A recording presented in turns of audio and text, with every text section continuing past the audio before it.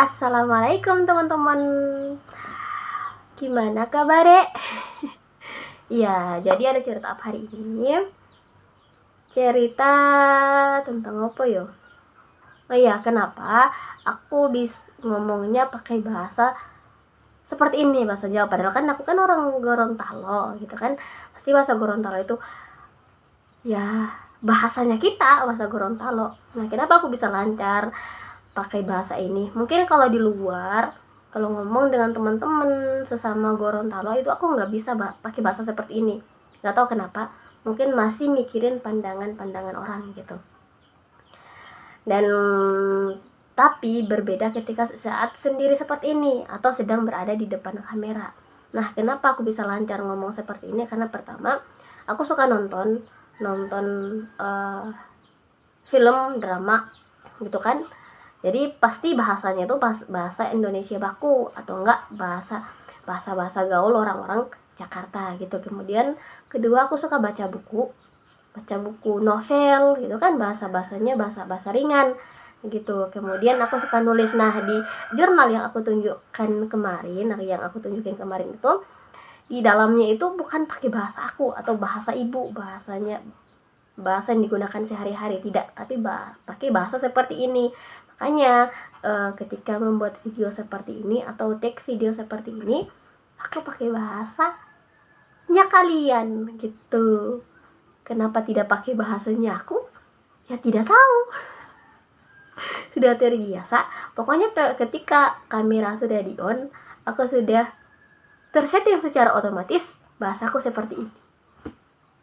Begitu. Tapi berbeda halnya ketika aku kan punya anak murid yang anak Jawa kan. Kalau ngomong sama mereka pakai bahasa seperti ini, aku tuh suka apa yo? Suka belibet gitu. Jadi pakai bahasanya aku. Itu kenapa ya? Ada yang tahu kenapa bisa seperti itu? Jadi mungkin itu sih cerita hari ini tentang bahasa. Dan satu, aku pengen belajar bahasa Inggris ya, tahu sedikit sih. Artinya tahu sedikit. Tapi kalau untuk ngomong belum. Kemudian selain bahasa Inggris, aku juga pengen bahasa Cina. Aku pengen ke Xinjiang, Cina. Karena di sana ada Heiyu. Bahasa Korea ya pengen sih, cuman aku nggak suka orang-orang Korea karena mereka rasis. Masyarakatnya, bukan artisnya gitu. Mungkin artis ada beberapa. Kemudian aku pengen bahasa Jepang, pengen belajar bahasa Jepang, pengen kerja di sana sih. Cuman umurku sudah terlalu tua untuk mengimpikan bekerja di sana. Aku takut jauh dari orang tua karena selama ini nggak pernah jauh.